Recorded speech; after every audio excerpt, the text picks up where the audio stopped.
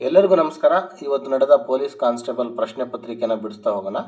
ಈ ಪ್ರಶ್ನೆ ಪತ್ರಿಕೆಗಳಲ್ಲಿ ನಾವು ಉತ್ತರಗಳ ವಿವರಣೆ ಕೂಡ ಕೊಟ್ಟಿದ್ದೀವಿ. ಸದ್ಯಕ್ಕೆ ಈಗ ನಿಮ್ಮ ಒಂದು ಕೀ ಆನ್ಸರ್ಸ್ನ ಚೆಕ್ ಮಾಡ್ಕೊಳ್ಲಿಕ್ಕೋಸ್ಕರ ನಾವೀಗ ಮೇಜರ್ ಆಗಿ ಕೀ ಆನ್ಸರ್ಸ್ ಏನಿರ್ಬೋದು, ಪ್ರೊಬೆಬಲ್ ಕೀ ಆನ್ಸರ್ಸ್ ಏನಿರ್ಬೋದು ಅಂತ ಒಂದು ವಿವರಣೆ ಸಹಿತ ಕೊಟ್ಟಿದ್ದೀವಿ. ಅದನ್ನು ನೀವು ಚೆಕ್ ಮಾಡ್ಕೋಬೋದು. ಸೊ ಮೊದಲನೇ ಪ್ರಶ್ನೆಗೆ ಹೋಗೋಣ ಈಗ. ಮೊದಲನೇ ಪ್ರಶ್ನೆ ಆಗಿತ್ತು, ಪ್ರತಿಯೊಂದು ಆಕೃತಿಯನ್ನು ಒಮ್ಮೆ ಮಾತ್ರ ಬಳಸಿಕೊಂಡು ಕೊಟ್ಟಿರುವ ಆಕೃತಿಗಳನ್ನು 3 ವರ್ಗಗಳ ಗುಂಪುಗಳಾಗಿ ಮಾಡಿ ಅಂತ ಹೇಳ್ಬಿಟ್ಟು ಕೊಟ್ಟಿದ್ದರು. ಸೊ ನೋಡಿ, ಇಲ್ಲಿ ಆಕೃತಿಗಳನ್ನು ನೀಡಿದ್ದಾರೆ. ಸೊ ಅದರಲ್ಲಿ ಯಾವ ಒಂದು ಗುಂಪು ಸರಿಯಾದ ಗುಂಪು ಅಂತ ನಾವು ನೋಡೋದಾದರೆ ಕೀ ಆನ್ಸರ್ ಪ್ರಕಾರ ಆಗಿರುತ್ತೆ ಉತ್ತರ 4 ಅಂತ ಹೇಳ್ಬಿಟ್ಟು. ಓಕೆ, ಸೊ ಆಕೃತಿಗಳನ್ನು ಅವುಗಳ ಮೂಲ ಸ್ವರೂಪದ ಆಧಾರದ ಮೇಲೆ ನಾವು ವಿಂಗಡಣೆ ಮಾಡಿದಾಗ ಈ ಒಂದು ಉತ್ತರ ನಮಗೆ ಸಿಗುತ್ತೆ. ನೀವು ವಿವರಣೆನ ನೋಡ್ಬೋದು. ಹೆಚ್ಚಿನ ಮಾಹಿತಿಗೆ ನೀವು ಈ PDF ನಾನು ಶೇರ್ ಮಾಡ್ತೀನಿ, ಆಮೇಲೆ ನೀವು ಡೌನ್ಲೋಡ್ ಮಾಡಿಕೊಂಡು ನಿಧಾನಾಗಿ ಅದನ್ನು ಸಾಲ್ವ್ ಮಾಡಿ. ಸೊ ಎರಡನೇ ಪ್ರಶ್ನೆಗೆ ಹೋಗೋದಾದರೆ, ಪ್ರಶ್ನಾರ್ಥಕ ಚಿಹ್ನೆಯ ಜಾಗದಲ್ಲಿ ಬರುವ ಸಂಖ್ಯೆಯನ್ನು ಗುರುತಿಸಿ ಅಂತ ಕೇಳಿದ್ದಾರೆ. ಸೊ ಇಲ್ಲಿ 66 ಅಂತ ಉತ್ತರ ಆಗಿರುತ್ತೆ. ಚಿತ್ರದಲ್ಲಿ ಒಂದು ಸಂಖ್ಯೆಗೆ ಎದುರಿನ ಭಾಗದಲ್ಲಿ ಅದರ ವರ್ಗಕ್ಕೆ 2 ಸೇರಿಸಿದ ಮೌಲ್ಯವಿದೆ. ನೋಡಿ, ಈ ಒಂದು ಮೌಲ್ಯವನ್ನು ನೀವು ನೋಡ್ಕೊಂಡ್ಬಿಟ್ರೆ, ಯಾವ ಒಂದು ಮೌಲ್ಯ ಅದರಲ್ಲಿ ಇನ್ಕ್ಲೂಡ್ ಆಗಿದೆ ಅಂತ ನೋಡ್ಕೊಂಡ್ಬಿಟ್ರೆ ಇದಕ್ಕೆ ನಿಮ್ಮ ಉತ್ತರ ಸಿಗುತ್ತೆ ಅಂತ ನಾವು ಇಲ್ಲಿ ನೋಡ್ಬೋದು. ಸೊ ವಿವರಣೆನ ಒಂದ್ಸಲ ನೋಡ್ಕೊತಾ ಹೋಗಿ, ಸೊ ನಿಮಗೆ ಉತ್ತರ ಸಿಕ್ಬಿಡತ್ತೆ. ಮುಂದಿನ ಒಂದು ಪ್ರಶ್ನೆ ನೋಡೋದಾದರೆ, ಒಂದು ಶಂಕುವಿನ ವಕ್ರ ಮೇಲ್ಮೈ ವಿಸ್ತೀರ್ಣವು 528 ಸೆಂಟಿಮೀಟರ್ ಸ್ಕ್ವೇರ್ ಹಾಗೂ ಅದರ ಓರೆ ಎತ್ತರ 12 ಸೆಂಟಿಮೀಟರ್ ಆಗಿದ್ದರೆ ಶಂಕುವಿನ ತ್ರಿಜ್ಯವು ಎಷ್ಟಾಗಿರುತ್ತೆ ಅಂತ ಕೇಳಿದ್ದಾರೆ. ಸೊ ಅದಾಗಿರುತ್ತೆ ಉತ್ತರ 14 ಸೆಂಟಿಮೀಟರ್. ಇಲ್ಲಿ ಆ ಒಂದು ಶಂಕುವಿನ ವಕ್ರ ಮೇಲ್ಮೈ ವಿಸ್ತೀರ್ಣ ಒಂದು ಹೇಗೆ ನಾವು ಮಾಡಬೇಕು, ಅದಕ್ಕೆ ಪ್ರಾಬ್ಲಮ್ಗೆ ಸೊಲ್ಯೂಷನ್ ಏನಂತ ವಿವರಣೆ ಕೊಟ್ಟಿದ್ದೀವಿ, ಅದನ್ನು ನೀವು ಬಿಡಿಸಿ. ಸೊ ಮುಂದಿನ ಪ್ರಶ್ನೆ, ಎಲ್ ಎಂದರೆ ಪ್ಲಸ್, ಎಮ್ ಎಂದರೆ ಮೈನಸ್ ಮತ್ತು ಎನ್ ಎಂದರೆ ಮೈನಸ್ ಎಂದಾದರೆ ಈ ಒಂದು ಇದನ್ನು ಸಂಖ್ಯೆ ಒಂದು ವ್ಯಾಲ್ಯೂ ಏನಾಗುತ್ತೆ ಅಂತ ಕೇಳಿದ್ದಾರೆ. ಉತ್ತರ ಆಗಿರುತ್ತೆ 0. ಓಕೆ, ಸೊ ಈ ನೀಡಿದ ಸಂಖ್ಯೆಗಳನ್ನು ಯಾವ ಥರ ನಾವು ಇದನ್ನು ಬಿಡಿಸ್ಬೇಕು ಅಂತ ಹೇಳ್ಬಿಟ್ಟು ಇಲ್ಲಿ ವಿವರಣೆ ನೀಡಿದ್ದೀವಿ, ಅದನ್ನು ನೋಡ್ಕೊಳ್ಳಿ. ಸೊ ಮುಂದಿನ ಒಂದು ಪ್ರಶ್ನೆಗೆ ಹೋಗೋದಾದರೆ, ಪ್ರಶ್ನೆ ಚಿತ್ರದಲ್ಲಿ ನೀಡಿರುವ ಘನದ ಜಾಲವನ್ನು ಗಮನಿಸಿ ಕೆಳಗಿನ ಆಯ್ಕೆಗಳಿಂದ ಸರಿಯಾದ ಘನವನ್ನು ಆರಿಸಿ. ನೋಡಿ, ಈಗ ಇಲ್ಲಿ ಒಂದು ಪಿಕ್ಚರ್ ಕೊಟ್ಟಿದ್ದಾರೆ. ಸೊ ಇದನ್ನು ನಾವೀಗ ಸರಿಯಾಗಿ ಜೋಡಿಸ್ಬೇಕು. ಆಕೃತಿಯಾಗಿ ಜೋಡಿಸಿದಾಗ ಉತ್ತರ ಬರುತ್ತೆ 4ನೇದು ಅಂತ ಹೇಳ್ಬಿಟ್ಟು. ನಿಮ್ಮ ಕ್ವಶನ್ ಪೇಪರ್ಗೆ ನೀವು ಕರೆಕ್ಟಾಗಿ ಆನ್ಸರ್ ಮಾಡಿದ್ದೀರಾ ಅಂತ ಚೆಕ್ ಮಾಡ್ಕೊಳ್ಳಿ. ಕೀ ಆನ್ಸರ್ ಆಗಿರುತ್ತೆ 4. ಓಕೆ, ಸೊ ಮುಂದಿನ ಪ್ರಶ್ನೆ ನೋಡೋದಾದರೆ, ಕೆಳಗಿನ ಸ್ತಂಭಲೇಖ ನಕ್ಷೆಯು ಮೈಸೂರು ಜಿಲ್ಲೆಯಲ್ಲಿ ಬೇರೆ ಬೇರೆ ವರ್ಷಗಳಲ್ಲಿ ಉತ್ಪಾದನೆಯಾದ ರಾಗಿ ಬೆಳೆಯನ್ನು 1000 ಕ್ವಿಂಟಲ್ಗಳಲ್ಲಿ ಸೂಚಿಸುತ್ತದೆ. 2019 ಮತ್ತು 2020 ನಡುವೆ ಏರಿಕೆಯಾದ ಶೇಕಡಾವಾರು ರಾಗಿ ಬೆಳೆಯ ಉತ್ಪಾದನೆ ಎಷ್ಟು ಅಂತ ಹೇಳ್ಬಿಟ್ಟು ಇಲ್ಲಿ ಕೇಳಿದ್ದಾರೆ. ಓಕೆ, ಶೇಕಡಾವಾರು ಆವ್ರೇಜಸ್ ಪರ್ಸೆಂಟೇಜಸ್ ಕೇಳಿದ್ದಾರೆ. ಓಕೆ, ಪರ್ಸೆಂಟೇಜ್ ಕೇಳಿದ್ದಾರೆ. ಈ ಪರ್ಸೆಂಟೇಜ್ ನೋಡೋದಾದರೆ ನಮಗೆ ಉತ್ತರ ಆಗಿರುತ್ತೆ 50% ಅಂತ ಹೇಳ್ಬಿಟ್ಟು. ಸೊ ಈ ಒಂದು ವರ್ಷನ ಅವರು ಕೇಳಿದ್ದಾರೆ 2019 ಮತ್ತು 2020 ನಡುವೆ. ಓಕೆ, ಎಷ್ಟು ಶೇಕಡ ಆಗಿದೆ ಅಂತ ನೋಡಿ ಹೇಳಿದ್ದಾರೆ. ಸೊ ಇಲ್ಲಿ ನೋಡಿ, ಇದು 10, 15 ಅಂತ ಕೊಟ್ಟಿದ್ದಾರೆ. ಅದಕ್ಕೆ ಇಲ್ಲಿ ನಾವು ವಿವರಣೆ ಕೂಡ ಕೊಟ್ಟಿದ್ದೀವಿ. ಅದರ ಪ್ರಕಾರ ಉತ್ತರ ಆಗಿರುತ್ತೆ 50% ಅಂತ ಹೇಳ್ಬಿಟ್ಟು. ನಿಮ್ಮ ಕೀ ಆನ್ಸರ್ಸ್ನ ಚೆಕ್ ಮಾಡ್ಕೊಳ್ಳಿ, ಅದು ಕರೆಕ್ಟ್ ಆಗಿದೆ ಅಂತ ಹೇಳ್ಬಿಟ್ಟು. ಮುಂದಿನ ಪ್ರಶ್ನೆ ನೋಡೋದಾದರೆ, ಒಂದು ಕಾರಿನ ವೇಗವನ್ನು ಪ್ರತಿ 30 ನಿಮಿಷಕ್ಕೆ 2 ಕಿಲೋಮೀಟರ್ ಗಂಟೆಗೆ ನಂತೆ ಹೆಚ್ಚಿಸಲಾಗುತ್ತದೆ. ಮೊದಲ 1 ಗಂಟೆ ಅವಧಿಯಲ್ಲಿ ಕಾರು 35 ಕಿಲೋಮೀಟರ್ ದೂರವನ್ನು ಕ್ರಮಿಸಿದ್ದರೆ 7 ಗಂಟೆ ಅವಧಿಯಲ್ಲಿ ಅದು ಕ್ರಮಿಸಿದ ದೂರವನ್ನು ಕಂಡುಹಿಡಿಯಿರಿ ಅಂತ ಕೇಳಿದ್ದಾರೆ. ಉತ್ತರ ಆಗಿರುತ್ತೆ 329 ಕಿಲೋಮೀಟರ್. ಓಕೆ, ಸೊ ಇದನ್ನು ನೆನ್ಪಿಡಿ. ಸೊ ನಿಮ್ಮ ಒಂದು ಉತ್ತರ ಕರೆಕ್ಟ್ ಆಗಿದೆ ಅಂತ ಚೆಕ್ ಮಾಡ್ಕೊಳ್ಳಿ. So Rs. 500 ಮೇಲೆ ಏಕಕಾಲಿಕ 40% ರಿಯಾಯಿತಿ ಮತ್ತು ಅದೇ ಮೊತ್ತದ ಮೇಲೆ 30% ಹಾಗೂ 10% ಎಂಬ ಸತತ 2 ರಿಯಾಯಿತಿಗಳ ನಡುವಿನ ವ್ಯತ್ಯಾಸ ಎಷ್ಟಾಗುತ್ತದೆ ಅಂತ ಕೇಳಿದ್ದಾರೆ. ಸೊ ವಿವರಣೆ ನೋಡ್ಕೊಳ್ಳಿ. ಉತ್ತರ ಆಗಿರುತ್ತೆ ₹15 ಆಗಿರುತ್ತೆ ವ್ಯತ್ಯಾಸ. ಅದನ್ನು ಯಾವ ರೀತಿ ಬಿಡಿಸ್ಬೇಕಂತ ಹೇಳ್ಬಿಟ್ಟು ಇಲ್ಲಿ ವಿವರಣೆಯಲ್ಲಿ ನಿಮಗೆ ನೀಡಲಾಗಿದೆ. ಸೊ ಪ್ರಕಾಶನು ರಂಗಮಂದಿರಕ್ಕೆ ಹೋಗಲು ಬಯಸುತ್ತಾನೆ. ಪೂರ್ವದಲ್ಲಿರುವ ತನ್ನ ಮನೆಯಿಂದ ಹೊರಟು ಒಂದು ಅಡ್ಡ ರಸ್ತೆ ಕೂಡುವಿಕೆಗೆ ಕ್ರಾಸಿಂಗ್ಗೆ ಬರುತ್ತಾನೆ. ಬಲಕ್ಕೆ ಹೋಗುವ ರಸ್ತೆ ವಿಶ್ವವಿದ್ಯಾಲಯದಲ್ಲಿ ಕೊನೆಗೊಳ್ಳುತ್ತದೆ. ನೇರವಾಗಿ ಮುಂದೆ ಆಸ್ಪತ್ರೆ ಇದೆ. ರಂಗಮಂದಿರ ಯಾವ ದಿಕ್ಕಿನಲ್ಲಿದೆ ಅಂತ ಕೇಳಿದ್ದಾರೆ. ಓಕೆ, ಸೊ ಅದಾಗಿರುತ್ತೆ ದಕ್ಷಿಣ ದಿಕ್ಕು. ಸೊ ಡೈರೆಕ್ಷನ್ ಟೆಸ್ಟ್ ಕೇಳಿದ್ದಾರೆ. ಮುಂದಿನ ಪ್ರಶ್ನೆ ನೋಡೋದಾದರೆ, ಕೆಳಗಿನ ಪದಗಳನ್ನು ಪದಕೋಶ ಡಿಕ್ಷನರಿ ಕ್ರಮದಲ್ಲಿ ಬರೆದಾಗ 3ನೇ ಸ್ಥಾನದಲ್ಲಿ ಬರುವ ಪದವನ್ನು ಗುರುತಿಸಿ ಅಂತ ಕೇಳಿದ್ದಾರೆ. ನೋಡಿ, ಇಲ್ಲಿ 3ನೇ ಸ್ಥಾನ ಅಂತ ಕೇಳಿದ್ದಾರೆ. ಹಾಗಾಗಿ ಆ ಒಂದು 3ನೇ ಸ್ಥಾನಕ್ಕೆ ಬರುವಂಥ ಒಂದು ಪದ ಆಗಿರುತ್ತೆ ಕಂಟಿನ್ಯೂಯಸ್. ಓಕೆ, ಪದಕೋಶದ ಕ್ರಮದಲ್ಲಿ ಮೊದಲು ಕ್ಯಾಶುವಲ್, ನಂತರ ಕಾವೇರಿ ಬರುತ್ತವೆ. ಕಾನ್ ಪದಗಳಲ್ಲಿ ಕಂಟಿನ್ಯೂಯಸ್, ಕಂಟ್ರೋಲ್, ಕಾಂಟ್ರವರ್ಸಿ ಎಂಬ ಪದಗಳು ಉಂಟಾಗುತ್ತವೆ. ಹೀಗಾಗಿ ಸಂಪೂರ್ಣ ಕ್ರಮ ಈ ಥರ ಆಗಿರುತ್ತೆ. ಸೊ 3ನೇ ಪದ ಆಗಿರುತ್ತೆ ಕಂಟಿನ್ಯೂಯಸ್. ಓಕೆ, ಕ್ಯಾಶುವಲ್, ಕಾವೇರಿ ಆದಮೇಲೆ ಕಂಟಿನ್ಯೂಸ್ ಆಗಿರುತ್ತೆ ಅಂತ ನಾವು ನೋಡ್ಬೋದು. ಸೊ ಮುಂದಿನ ಪ್ರಶ್ನೆ, ಕೆಳಗಿನ ಪ್ರಶ್ನೆಗಳಲ್ಲಿ ಹೇಳಿಕೆ ಮತ್ತು ತೀರ್ಮಾನಗಳಿದ್ದು ಎಲ್ಲ ತೀರ್ಮಾನಗಳನ್ನು ಓದಿ ಸೂಕ್ತವಾದ ತೀರ್ಮಾನ ಗುರುತಿಸಿ ಅಂತ ಕೇಳಿದ್ದಾರೆ. ಕೆಲವರು ಗಣಿತದಲ್ಲಿ ರಾಗಿರುತ್ತಾರೆ. ಗಣಿತದಲ್ಲಿ ದುರ್ಬಲ ಆಗಿರುವವರೆಲ್ಲರೂ ಸಂಗೀತಗಾರರೇ ಅಂತ ಕೇಳಿದ್ದಾರೆ. ತೀರ್ಮಾನ ಏನು ಮಾಡ್ಬೋದು ಅಂದರೆ ಕೆಲವು ಸಂಗೀತಗಾರರು ಗಣಿತದಲ್ಲಿ ದುರ್ಬಲರಾಗಿದ್ದಾರೆ ಅಂತ ಹೇಳ್ತಾ ಇದೆ. ಓಕೆ, ಸೊ ಇದು ಯಾವ ಹೇಳಿಕೆ ತೀರ್ಮಾನ ತಗೊಳ್ಬೋದು ಅಂದರೆ ಖಂಡಿತವಾಗಿಯೂ ನಿಜವಾಗಿದೆ. ಓಕೆ, ಮೊದಲ ಹೇಳಿಕೆಯಂತೆ ಗಣಿತದಲ್ಲಿ ದುರ್ಬಲರಾದ ಕೆಲವರು ಅಸ್ತಿತ್ವದಲ್ಲಿದ್ದಾರೆ. ಎರಡನೇ ಹೇಳಿಕೆಯಂತೆ ಆ ಎಲ್ಲರೂ ಸಂಗೀತಗಾರರು, ಆದ್ದರಿಂದ ಆ ಕೆಲವರು ಸಂಗೀತಗಾರರು ಆಗಿದ್ದು ಗಣಿತದಲ್ಲಿ ದುರ್ಬಲರಾಗಿದ್ದಾರೆ ಎಂಬ ತೀರ್ಮಾನ ಅನಿವಾರ್ಯವಾಗಿ ಸತ್ಯವಾಗಿದೆ ಅಥವಾ ಖಂಡಿತವಾಗಿ ನಿಜವಾಗಿದೆ ಅಂತ ನಾವು ಇಲ್ಲಿ ಹೇಳ್ಬೋದು. ಸೊ ಮುಂದಿನ ಪ್ರಶ್ನೆ, 14 ಆಗಸ್ಟ್ 2010 ವಾರದ ಯಾವ ದಿನವಾಗಿತ್ತು ಅಂತ ಕೇಳ್ತಾ ಇದ್ದಾರೆ. ಅದಾಗಿತ್ತು ಶನಿವಾರ. ಕ್ಯಾಲೆಂಡರ್ ರಿಲೇಟೆಡ್ ಕ್ವಶನ್ ಕೇಳಿದ್ದಾರೆ ನಿಮಗೆ. ಸೊ ಕ್ಯಾಲೆಂಡರ್ ನಿಮಗೆ ನೆನ್ಪಿಡಬೇಕು, ಕ್ಯಾಲೆಂಡರ್ ರಿಲೇಟೆಡ್ ಒಂದು ಕ್ವಶನ್ ಯಾವಾಗಲೂ ಇದ್ದೇ ಇರುತ್ತೆ. ಸೊ ಇದನ್ನು ನೀವು ವಿವರಣೆ ನೋಡಿ ಯಾವ ಥರ ಬಿಡಿಸ್ಬೋದು ಅಂತ ನಿಮಗೆ ಗೊತ್ತಾಗುತ್ತೆ. ಮುಂದಿನ ಒಂದು ಪ್ರಶ್ನೆ, ಸ್ಥಳೀಯ ರೈಲುಗಳು 12 ಕಿಲೋಮೀಟರ್ ವೇಗ/h ವೇಗದಲ್ಲಿ 20 ನಿಮಿಷಗಳ ಅಂತರದಲ್ಲಿ ನಿಲ್ದಾಣದಿಂದ ಹೊರಡುತ್ತವೆ. ಎದುರಿನಿಂದ ಚಲಿಸುವ ವ್ಯಕ್ತಿಯು 12 ನಿಮಿಷಗಳ ಅಂತರದಲ್ಲಿ ರೈಲುಗಳನ್ನು ಭೇಟಿಯಾಗುತ್ತಾನೆ. ಹಾಗಾದರೆ ಆ ಮನುಷ್ಯನ ವೇಗ ಎಷ್ಟು ಅಂತ ಕೇಳಿದ್ದಾರೆ. ಓಕೆ, ಸೊ ಆ ವೇಗ ಆಗಿತ್ತು 8 km/h. ಓಕೆ, ಸೊ ವಿವರಣೆಗೆ ಹೋಗಿ ನೀವು ಅದನ್ನು ನೋಡ್ಕೊಳ್ಳಿ. ಮುಂದಿನ ಪ್ರಶ್ನೆ, Q, B, A, P, Y ಮತ್ತು R ಇವರು ಒಂದೇ ಸಾಲಿನಲ್ಲಿ ಇದ್ದಾರೆ. Y ಮತ್ತು R ಮಧ್ಯದಲ್ಲಿದ್ದಾರೆ. Q ಮತ್ತು B ಕೊನೆಯಲ್ಲಿದ್ದಾರೆ. P ಯು Qನ ಎಡಭಾಗದಲ್ಲಿ ಕುಳಿತಿದ್ದಾನೆ. B ಯ ಬಲಭಾಗದಲ್ಲಿ ಯಾರು ಇದ್ದಾರೆ ಅಂತ ಕೇಳಿದ್ದಾರೆ. ಅದು ಆಗಿರುತ್ತೆ ಉತ್ತರ A. ಓಕೆ, ಸೊ ಮುಂದಿನ ಪ್ರಶ್ನೆ, ಒಂದು ನಿರ್ದಿಷ್ಟ ಕೋಡ್ ಭಾಷೆಯಲ್ಲಿ ಹರ್ಟನ್ನು SV ಜಿಗ್ ಎಂದು ಬರೆಯಲಾಗಿದ್ದರೆ ಅದೇ ಕೋಡ್ನಲ್ಲಿ ಮೈಂಡನ್ನು ಹೇಗೆ ಬರೆಯಬಹುದು ಅಂತ ಕೇಳಿದ್ದಾರೆ. ಸೊ ಕೋಡಿಂಗ್ ಡಿಕೋಡಿಂಗ್ ಇದು. ಸೊ ನೋಡಿ, ಇದು ಉತ್ತರ ಆಗಿರುತ್ತೆ NRMW. ಓಕೆ, ಹೊಸದಾಗಿ ಆಯ್ಕೆಯಾದ ಅಥವಾ ಮರು ಆಯ್ಕೆಯಾದ ರಾಜ್ಯಸಭಾ ಸದಸ್ಯರನ್ನು ಅವರು ಆಯ್ಕೆಯಾದ ರಾಜ್ಯಗಳೊಂದಿಗೆ ಹೊಂದಿಸಿ ಅಂತ ಕೇಳಿದ್ದಾರೆ. ಪಟ್ಟಿ 1, 2.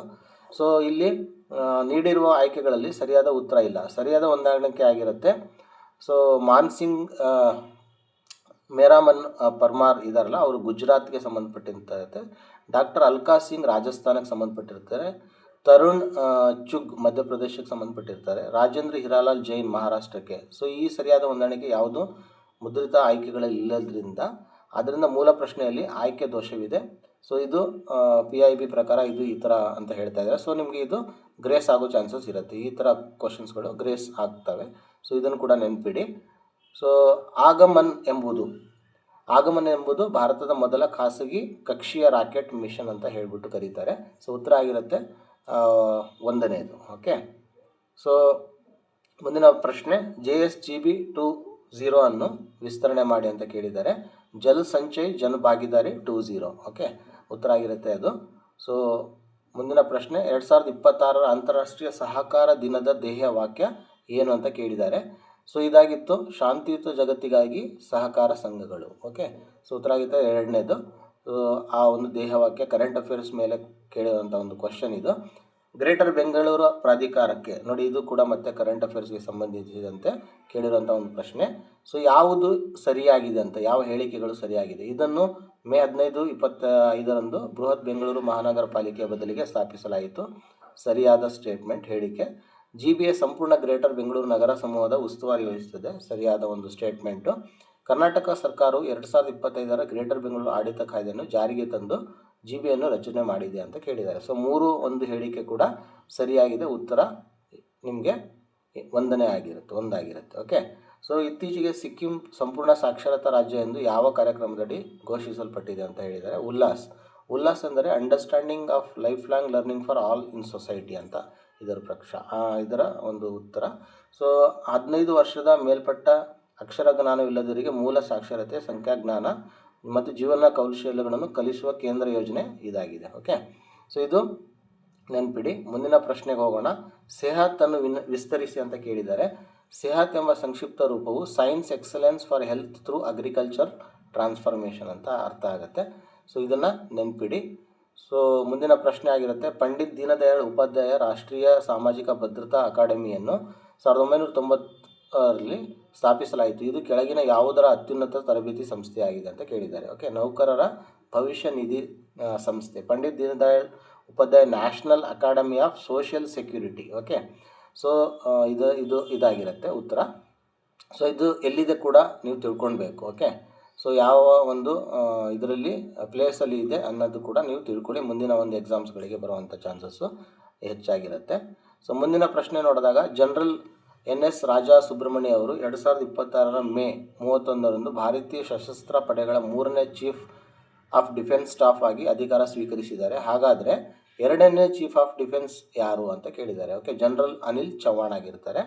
ಸೊ ಅದು 4ನೇ ಒಂದು ಉತ್ತರ ಆಗಿರುತ್ತೆ. ಮುಂದಿನ ಪ್ರಶ್ನೆ ನೋಡೋದಾದರೆ 2026 ಏಪ್ರಿಲ್ನಲ್ಲಿ ಭಾರತದ ಉಪರಾಷ್ಟ್ರಪತಿ ಶ್ರೀ CP ರಾಧಾಕೃಷ್ಣನ್ ಅವರು ಭಾರತದ ಸಂವಿಧಾನದ ಸಿಂಧಿ ಭಾಷೆಯ ಇತ್ತೀಚಿನ ಆವೃತ್ತಿಯನ್ನು ಬಿಡುಗಡೆ ಮಾಡಿದರು. ಅದನ್ನು ಯಾವ 2 ಲಿಪಿಗಳಲ್ಲಿ ಪ್ರಕಟಿಸಲಾಗಿದೆ ಅಂತ ಕೇಳಿದ್ದಾರೆ. ಓಕೆ, ಸೊ ಆ ಲಿಪಿಗಳಾಗಿರ್ತವೆ A ಮತ್ತು C. ಓಕೆ, ದೇವನಾಗರಿ ಮತ್ತು ಪರ್ಷಿಯನ್ ಆಗಿರುತ್ತೆ. ಸೊ ಇದನ್ನು ನೆನಪಿಡಿ. ಸೊ ಮುಂದಿನ ಪ್ರಶ್ನೆ, ಕೆಳಗಿನ ಯಾವ ಸನ್ನಿವೇಶದಲ್ಲಿ ಸರ್ಕಾರಿ ನೌಕರನು ಗೌಪ್ಯತೆ ಕರ್ತವ್ಯವನ್ನು ಉಲ್ಲಂಘಿಸುತ್ತಾನೆ ಎನ್ನಲಾಗಿದೆ. ಸೊ ಅಧಿಕೃತ ಅನುಮತಿ ಇಲ್ಲದೆ ಸಂಬಂಧಿಕರೊಂದಿಗೆ ಮಾಹಿತಿಯನ್ನು ಹಂಚಿಕೊಂಡಾಗ ಈ ಒಂದು ಪ್ರಶ್ನೆ ಬರುತ್ತೆ ಅಂತ ನಾವು ನೋಡ್ಬೋದು ಇಲ್ಲಿ. ಓಕೆ, ಸೊ ಮುಂದಿನ ಒಂದು ಪ್ರಶ್ನೆ ನೋಡೋದಾದರೆ ಸಂಸ್ಥೆಯೊಳಗಿನ ತಪ್ಪು, ಕಾನೂನು ಬಾಹಿರ ಅಥವಾ ಅನೈತಿಕ ಚಟುವಟಿಕೆಗಳ ಬಗ್ಗೆ ಮಾಹಿತಿಯನ್ನು ಉದ್ಯೋಗಿ ಅಥವಾ ಒಳಗಿನವರು ಬಹಿರಂಗಪಡಿಸುವುದನ್ನು ಹೀಗೆಂದು ಕರೆಯಲಾಗುತ್ತದೆ ಅಂತ ಕೇಳಿದ್ದಾರೆ. ಓಕೆ, ಸೊ ಇದನ್ನು ವಿಸ್ಲ್ ಬ್ಲೋಯಿಂಗ್ ಅಂತ ಕರೀತಾರೆ. ಸಂಸ್ಥೆಯ ಅಕ್ರಮ ಇರ್ಬೋದು, ಭ್ರಷ್ಟಾಚಾರ ಇರ್ಬೋದು, ಅದನ್ನೆಲ್ಲ ಸಾರ್ವಜನಿಕ ಹಿತಾಸಕ್ತಿಗಾಗಿ ವರದಿ ಮಾಡುವ ಕ್ರಿಯೆಯನ್ನು ವಿಸಲ್ ಬ್ಲೋಯಿಂಗ್ ಅಂತ ಕರೀತಾರೆ, ನೆನಪಿಡಿ. ಸೊ 1996ರ ನೋಲನ್ ಸಮಿತಿಯ ಮೂಲಭೂತ ತತ್ವಗಳನ್ನು ಭಾರತೀಯ ನಾಗರಿಕ ಸೇವೆಗಳಲ್ಲಿ ನೈತಿಕ ಮಾರ್ಗಸೂಚಿಗಳಾಗಿ ವ್ಯಾಪಕವಾಗಿ ಸಂಯೋಜಿಸಲಾಗಿದೆ. ನೋಲನ್ ತತ್ವಗಳನ್ನು ಜನಪ್ರಿಯವಾಗಿ ಹೀಗೆ ಕರೆಯಲಾಗುತ್ತದೆ ಅಂತ ಕೇಳಿದ್ದಾರೆ. ಸಾರ್ವಜನಿಕ ಜೀವನದ 7 ಮೂಲ ತತ್ವಗಳು. ನೋಡಿ, ಇವು 7 ಮೂಲ ತತ್ವಗಳಾಗಿರ್ತವೆ. 7 ಪ್ರಿನ್ಸಿಪಲ್ಸ್ ಆಫ್ ಪಬ್ಲಿಕ್ ಲೈಫ್ ಅಂತ ಕರೀತಾರೆ. ಓಕೆ, ಸೊ ಮುಂದಿನ ಪ್ರಶ್ನೆ, ಜಾತ್ಯತೀತ ಪ್ರಜಾಪ್ರಭುತ್ವ ರಾಷ್ಟ್ರದ ಸದಸ್ಯರಾಗಿ ಪೊಲೀಸರು, ನೋಡಿ ಪೊಲೀಸರಿಗೆ ಸಂಬಂಧಪಟ್ಟಂತೆ ಕೇಳಿದ್ದಾರೆ, ಕೆಳಗಿನ ಯಾವ ಅಂಶಗಳಿಗಿಂತ ಮೇಲೇರಲು ನಿರಂತರವಾಗಿ ಶ್ರಮಿಸಬೇಕು ಅಂತ ಕೇಳಿದ್ದಾರೆ. ಓಕೆ, ಸೊ ವೈಯಕ್ತಿಕ ಪೂರ್ವಾಗ್ರಹಗಳು ಆಗಿರುತ್ತೆ ಉತ್ತರ. ಪೊಲೀಸರು ಕಾನೂನನ್ನು ಸಮಾನಾಗಿ ಜಾರಿಗೊಳಿಸಬೇಕು. ಜಾತಿ, ಧರ್ಮ, ಲಿಂಗ, ವರ್ಗ ಅಥವಾ ವೈಯಕ್ತಿಕ ಅಭಿರುಚಿಗಳಿಂದ ಉಂಟಾಗುವ ಪೂರ್ವಾಗ್ರಹವನ್ನು ನಿರಪೇಕ್ಷೆಯನ್ನು ಹಾನಿಗೊಳಿಸುತ್ತದೆ ಅಂತ ಹೇಳ್ಬಿಟ್ಟು ಈ ಒಂದು ಪ್ರಶ್ನೆ ಹೇಳುತ್ತೆ. ಓಕೆ, ಸೊ ಮುಂದಿನ ಪ್ರಶ್ನೆ ನೋಡೋದೆ, ಕೆಲಸದ ಸ್ಥಳದಲ್ಲಿ ನೈತಿಕ ನಡವಳಿಕೆಯು ಇವುಗಳನ್ನು ಉತ್ತೇಜಿಸುತ್ತದೆ ಅಂತ ಹೇಳಿದ್ದಾರೆ. ಸೊ ಏನಂತ ಹೇಳಿದ್ರೆ ಉತ್ತರ ಆಗಿರುತ್ತೆ ಡಿ ಮತ್ತು ಇ. ಸೊ ಡಿ ಏನಾಗಿರುತ್ತೆ, ನಂಬಿಕೆ ಮತ್ತು ಸಹಕಾರ, ಸಮಗ್ರತೆ. ಓಕೆ, ತಿರುಚುವಿಕೆ, ಸೌಹಾರ್ದಗಳ ಮಧ್ಯೆ ಅನುಮಾನ, ರಹಸ್ಯ ಮತ್ತು ಸ್ಪರ್ಧೆ ಅದಿರಲ್ಲ. ನೈತಿಕ ನಡವಳಿಕೆಗಳನ್ನು ಇವುಗಳನ್ನು ಉತ್ತೇಜಿಸುತ್ತದೆ. ನೈತಿಕವಾಗಿದ್ದರೆ ನಾವೇನಾಗುತ್ತೆ ಅಂದರೆ ನಂಬಿಕೆ ಮತ್ತು ಸಹಕಾರ ಬರುತ್ತೆ, ಸಮಗ್ರತೆ ನಮಗೆ ಸಿಗತ್ತೆ ಅಂತ ಈ ಪ್ರಶ್ನೆಯ ಉತ್ತರ ಆಗಿರುತ್ತೆ. ಮುಂದಿನ ಪ್ರಶ್ನೆ ನೋಡೋದಾದರೆ ಶಾಸನ ರಚನೆಗೆ ಸಂಬಂಧಿಸಿದಂತೆ ಕೆಳಗಿನ ಯಾವ ಹೇಳಿಕೆಗಳು ಸರಿಯಾಗಿವೆ ಅಂತ ಕೇಳಿದ್ದಾರೆ. ಓಕೆ, ಸಂಸತ್ತಿನ ಎಲ್ಲ ವಿಷಯಗಳನ್ನು ಬಹುಮತದ ಆಧಾರದ ಮೇಲೆ ತೀರ್ಮಾನಿಸಬೇಕೆಂದು 101ನೇ ವಿಧಿ ತಿಳಿಸುತ್ತದೆ. ಓಕೆ, ಸೊ ಅದು ಸರಿಯಾಗಿದೆ. ವಿಧಿ 107ರನ್ವಯ ಹಣಕಾಸಿನ ಮಸೂದೆಗಳನ್ನು ಸಂಸತ್ತಿನ 2 ಸದನಗಳಲ್ಲಿ ಮಂಡಿಸಬಹುದು. ಸೊ ಅದು ತಪ್ಪಾಗಿರುತ್ತೆ. ಸಂಸತ್ತಿನ ಅಧಿವೇಶನದ ಮುಕ್ತಾಯಗೊಂಡರೂ ಮುಂದೂಡಿದ್ದರೂ ಸಂಸತ್ತಿನಲ್ಲಿರುವ ಮಸೂದೆ ಜೀವಂತವಾಗಿರುತ್ತೆ. ಅದು ನಿಮಗೆ ಸರಿಯಾಗಿದೆ. ಸಂಸತ್ತಿನ ಉಭಯ ಸದನಗಳ ಪರಿಶೀಲನೆಯ ನಂತರ ಮಸೂದೆ ಕಾಯ್ದೆಯಾಗಿ ಜಾರಿಗೆ ಬರುತ್ತದೆ. ಓಕೆ, ಸೊ ಅದು ತಪ್ಪಾಗಿರುತ್ತೆ ಅಂತ ನಾವು ನೋಡ್ಬೋದು. ಓಕೆ, ಉಭಯ ಸದನ ಪರಿಶೀಲನೆ ನಂತರ ಮಸೂದೆ ಕಾಯ್ದೆಯಾಗಿ ಬರುತ್ತದೆ. ತಪ್ಪು ಯಾಕಂತ ಹೇಳಿದ್ರೆ ಅದು ಪ್ರೆಸಿಡೆಂಟ್ದು ಇದು ಸಿಗ್ನೇಚರ್ ಆದಮೇಲೆ ಕೂಡ ಅದು ಬರಬೇಕಾಗತ್ತೆ. ಹಾಗಾಗಿ ಅದು 4ನೇ ಸ್ಟೇಟ್ಮೆಂಟ್ ರಾಂಗ್ ಆಗಿರುತ್ತೆ. ಸೊ ಉತ್ತರ ಆಗಿರುತ್ತೆ ಎ ಮತ್ತು ಸಿ. ಓಕೆ, UPSC ಮುಂದಿನ ಪ್ರಶ್ನೆ, UPSC ಸದಸ್ಯರನ್ನು ನೇಮಕ ಮಾಡುವವರು ಯಾರು ಅಂತ ಕೇಳಿದ್ದಾರೆ. ಸೊ ಸಿಂಪಲ್ ಆನ್ಸರ್, ಭಾರತದ ರಾಷ್ಟ್ರಪತಿ. ಸಂವಿಧಾನದ ವಿಧಿ 316 ಪ್ರಕಾರ ಈ ಕೇಂದ್ರ ಸೇವಾ ಲೋಕಸೇವಾ ಆಯೋಗ ಅಧ್ಯಕ್ಷರನ್ನ ಇವರು ಅಪಾಯಿಂಟ್ ಮಾಡ್ತಾರೆ. ಓಕೆ, ರಾಜ್ಯ ಲೋಕಸೇವಾ ಆಯೋಗದ ಸದಸ್ಯರನ್ನು ರಾಜ್ಯಪಾಲರು ನೇಮಿಸ್ತಾರೆ. ಪ್ರಶ್ನೆ UPSCಗೆ ಸಂಬಂಧಿಸಿದ್ರಿಂದ ಉತ್ತರ ರಾಷ್ಟ್ರಪತಿ ಆಗಿರುತ್ತೆ. ಓಕೆ, ಸೊ ಮುಂದಿನ ಪ್ರಶ್ನೆ ನೋಡೋದಾದರೆ ಈ ಕೆಳಗಿನ ಯಾವುವನ್ನು ಸಂವಿಧಾನದ 7ನೇ ಅನುಸೂಚಿಯಲ್ಲಿ ಸೇರಿಸಲಾಗಿದೆ. ಕೇಂದ್ರ ಪಟ್ಟಿ ಇದೆ, ರಾಜ್ಯ ಪಟ್ಟಿ ಇದೆ, ಸಮವರ್ತಿ ಪಟ್ಟಿ ಇದೆ. ಭಾರತದ ಅಧಿಕೃತ ಭಾಷೆಗಳಿಲ್ಲ. ಹಾಗಾಗಿ ಉತ್ತರ ಆಗಿರುತ್ತೆ A, B ಮತ್ತು C. ಓಕೆ, ಸಂಸದೀಯ ಸರ್ಕಾರ ಪದ್ಧತಿಯಲ್ಲಿ ಕಾರ್ಯಾಂಗವು ಯಾವುದಕ್ಕೆ ನೇರವಾಗಿ ಉತ್ತರದಾಯಿಯಾಗಿರುತ್ತದೆ ಅಂತ ಕೇಳಿದ್ದಾರೆ. ಸೊ ಇದು ಶಾಸಕಾಂಗಕ್ಕೆ ಉತ್ತರದಾಯಿಯಾಗಿರುತ್ತೆ ಅಂತ ನಾವು ನೋಡ್ಬೋದು. ಭಾರತದ ಸಂವಿಧಾನದ ಎಷ್ಟನೇ ಭಾಗವು ತುರ್ತು ಪರಿಸ್ಥಿತಿಗೆ ಸಂಬಂಧಿಸಿದ ನಿಯಮಗಳನ್ನು ಒಳಗೊಂಡಿದೆ? ಸೊ ಇದಾಗಿರುತ್ತೆ 18ನೇ ಭಾಗ. ಓಕೆ, ನೆನ್ಪಿಡಿ, ವಿಧಿಗಳಾಗಿರುತ್ತವೆ. ಸೊ ವಿಧಿಗಳು, ಸೊ ನಿಮಗೆ ಇಲ್ಲಿ 352ರಿಂದ 360ವರೆಗೆ ರಾಷ್ಟ್ರೀಯ ತುರ್ತು ಪರಿಸ್ಥಿತಿ, ರಾಜ್ಯದಲ್ಲಿ ಸಂವಿಧಾನಾತ್ಮಕ ಯಂತ್ರಣೆಯ ವಿಫಲತೆ ಮತ್ತು ಹಣಕಾಸು ತುರ್ತು ಪರಿಸ್ಥಿತಿಗೆ ಸಂಬಂಧಿಸಿದ ನಿಯಮಗಳ ಅದಲ್ಲಿ ಇದೆ ಅಂತ ನಾವು ನೋಡ್ಬೋದು. ಸೊ ಮುಂದಿನ ಪ್ರಶ್ನೆ ಆಗಿರುತ್ತೆ, ಭಾರತ ಸಂವಿಧಾನದ 356 ಅಡಿಯಲ್ಲಿ ರಾಜ್ಯದಲ್ಲಿ ಜಾರಿಗೆ ತರಲಾಗುವ ರಾಷ್ಟ್ರಪತಿ ಆಡಳಿತಕ್ಕೆ ಸಂಬಂಧಿಸಿದಂತೆ ಯಾವ ಹೇಳಿಕೆ ಸರಿಯಲ್ಲ ಅಂತ ಕೇಳಿದ್ದಾರೆ. ನೋಡಿ, ಅಬ್ಸರ್ವ್ ಮಾಡಿ, ಯಾವುದು ಸರಿಯಲ್ಲ ಅಂತ ಕೇಳಿದ್ದಾರೆ. ಓಕೆ, ಇದು ಮೂಲಭೂತ ಹಕ್ಕುಗಳ ಮೇಲೆ ಪರಿಣಾಮ ಬೀರುತ್ತದೆ ಅನ್ನೋದು ಉತ್ತರ ಆಗಿರುತ್ತೆ, ಬಟ್ ಇದು ಸ್ಟೇಟ್ಮೆಂಟ್ ರಾಂಗ್. ಓಕೆ, ರಾಷ್ಟ್ರಪತಿ ಆಡಳಿತವನ್ನು ಅನುಮೋದಿಸುವ ನಿರ್ಣಯವನ್ನು ಸಂಸತ್ತಿನ ಸರಳ ಬಹುಮತದಿಂದ ಅಂಗೀಕರಿಸಬಹುದು. ಉತ್ತರ, ಸೊ ಇದು ಸ್ಟೇಟ್ಮೆಂಟ್ ಕರೆಕ್ಟ್ ಇರುತ್ತೆ. ರಾಷ್ಟ್ರಪತಿ ಆಡಳಿತವನ್ನು ವಿಧಿಸಿರುವ ರಾಜ್ಯದಲ್ಲಿ ಮಾತ್ರ ಕೇಂದ್ರ ಸರ್ಕಾರದೊಂದಿಗಿನ ರಾಜ್ಯ ಸಂಬಂಧದಲ್ಲಿ ಬದಲಾವಣೆ ಆಗುತ್ತದೆ. ಸ್ಟೇಟ್ಮೆಂಟ್ ರೈಟ್ ಇರುತ್ತೆ. ರಾಜ್ಯ ಸರ್ಕಾರವು ಸಂವಿಧಾನದ ನಿಯಮಗಳ ಅನುಸಾರವಾಗಿ ಆಡಳಿತ ನಡೆಸಲು ವಿಫಲವಾದಾಗ ರಾಜ್ಯದಲ್ಲಿ ರಾಷ್ಟ್ರಪತಿ ಆಡಳಿತವನ್ನು, ಇದು ಕೂಡ ಸರಿಯಾಗಿರುತ್ತೆ. ಓಕೆ, ಸೊ ಸರಿಯಲ್ಲದೆ ಇರೋದು ಯಾವುದಂದರೆ ಇದು ಮೂಲಭೂತ ಹಕ್ಕುಗಳನ್ನು ಮೇಲೆ ಪರಿಣಾಮ ಬೀರುತ್ತದೆ ಅನ್ನೋದು ತಪ್ಪಾಗಿರುತ್ತೆ ಅಂತ ನಾವು ನೋಡ್ಬೋದು. ಓಕೆ, ಮುಂದಿನ ಪ್ರಶ್ನೆ ನೋಡೋದಾದರೆ, ಸಂವಿಧಾನ ರಚನಾ ಸಭೆಯ ಶಾಶ್ವತ ಅಧ್ಯಕ್ಷರಾಗಿ, ನೋಡಿ, ಶಾಶ್ವತ ಅಧ್ಯಕ್ಷರಾಗಿ ರಾಜೇಂದ್ರ ಪ್ರಸಾದ್ ಅಧಿಕಾರ ಸ್ವೀಕರಿಸುವ ಮೊದಲು ಹಂಗಾಮಿ ಅಧ್ಯಕ್ಷರಾಗಿ ಆಯ್ಕೆಯಾಗಿದ್ದವರು ಯಾರು ಅಂತ ಕೇಳಿದ್ದಾರೆ. ಸಚ್ಚಿದಾನಂದ ಸಿನ್ಹಾ. ಈ ಥರ ಒಂದು ಪ್ರಶ್ನೆ ತುಂಬ ಒಂದು ಎಕ್ಸಾಮ್ಸಲ್ಲಿ ಕೇಳಿದ್ದಾರೆ. ಸೊ ಹಾಗಾಗಿ ಇದನ್ನು ನೆನಪಿಡಿ. ಮುಂದಿನ ಪ್ರಶ್ನೆ ನೋಡೋದಾದರೆ, ಈ ಕೆಳಗಿನ ಹೇಳಿಕೆಗಳನ್ನು ಪರಿಗಣಿಸಿ. ಭಾರತದ ಸಂವಿಧಾನವು ಅದರ ಮೂಲ ಸಂರಚನೆಯನ್ನು ಸಂಯುಕ್ತ ವ್ಯವಸ್ಥೆ, ಜಾತ್ಯತೀತವಾದ, ಮೂಲಭೂತ ಹಕ್ಕುಗಳು ಮತ್ತು ಪ್ರಜಾಪ್ರಭುತ್ವದ ನೆಲೆಯಲ್ಲಿ ವ್ಯಾಖ್ಯಾನಿಸುತ್ತದೆ. ಎರಡನೇ ಸ್ಟೇಟ್ಮೆಂಟ್, ಭಾರತ ಸಂವಿಧಾನವನ್ನು ನಾಗರಿಕರ ಸ್ವಾತಂತ್ರ್ಯಗಳನ್ನು ರಕ್ಷಿಸಲು ಮತ್ತು ಸಂವಿಧಾನಕ್ಕೆ ಆಧಾರವಾಗಿರುವ ಆದರ್ಶಗಳನ್ನು ಎತ್ತಿ ಹಿಡಲು ನ್ಯಾಯಿಕ ವಿಮರ್ಶೆಗೆ ಅವಕಾಶ ಕಲ್ಪಿಸುತ್ತದೆ. ಓಕೆ, ಯಾವುದು ಸರಿ ಅಂತ ಕೇಳಿದ್ದಾರೆ. ಸೊ ಇದು ಬಿ ಮಾತ್ರ ಸರಿ. ಮೂಲ ಸಂರಚನೆ ಎಂಬುದನ್ನು ಸಂವಿಧಾನದ ಪಠ್ಯವು ನಿರ್ದಿಷ್ಟ ಪಟ್ಟಿಯಾಗಿ ವ್ಯಾಖ್ಯಾನಿಸಿಲ್ಲ ಅಂತ ನಾವು ನೋಡ್ಬೋದು. ಕೇಶವಾನಂದ ಭಾರತಿ ಪ್ರಕರಣದಲ್ಲಿ ಸುಪ್ರೀಂ ಕೋರ್ಟ್ ಈ ಸಿದ್ಧಾಂತನ ತರುತ್ತೆ. ಆದರೆ ವಿಧಿ 13, 32, 226 ಮುಂತಾದ ವ್ಯವಸ್ಥೆಗಳ ಮೂಲಕ ನ್ಯಾಯಿಕ ವಿಮರ್ಶೆಗೆ ಸಂವಿಧಾನ ಅವಕಾಶ ನೀಡುತ್ತದೆ. ಹಾಗಾಗಿ ಬಿ ಮಾತ್ರ ಸರಿಯಾಗಿರುತ್ತೆ. ಓಕೆ, ಸೊ ಇಲ್ಲಿ ಹೊಂದಿಸಿ ಬರೆಯಿರಿ ಅಂತ ಕೇಳಿದ್ದಾರೆ. ಸಾರ್ವಜನಿಕ ಉದ್ಯೋಗದಲ್ಲಿ ಸಮಾನತೆ ಯಾವ ಒಂದು ಆರ್ಟಿಕಲ್ಗೆ ಬರುತ್ತೆ ಅಂತ ಕೇಳಿದ್ದಾರೆ. ಅದಾಗಿರುತ್ತೆ 4, ವಿಧಿ 16. ಮುಂದೆ ಬಿ ಆಗಿರುತ್ತೆ ಅಲ್ಪಸಂಖ್ಯಾತರ ಹಕ್ಕು, ಬಿಗೆ ವಿಧಿ 29 ಆಗಿರುತ್ತೆ. ವೈಯಕ್ತಿಕ ಸ್ವಾತಂತ್ರ್ಯದ ಹಕ್ಕು, ಸಿಗೆ ವಿಧಿ 21 ಆಗಿರುತ್ತೆ. ಶೋಷಣೆಯ ವಿರುದ್ಧ ಹಕ್ಕು ವಿಧಿ 23 ಆಗಿರುತ್ತೆ. ಓಕೆ, ಸೊ ಇದಾಗಿರುತ್ತೆ ಉತ್ತರ ಎರಡನೇದು.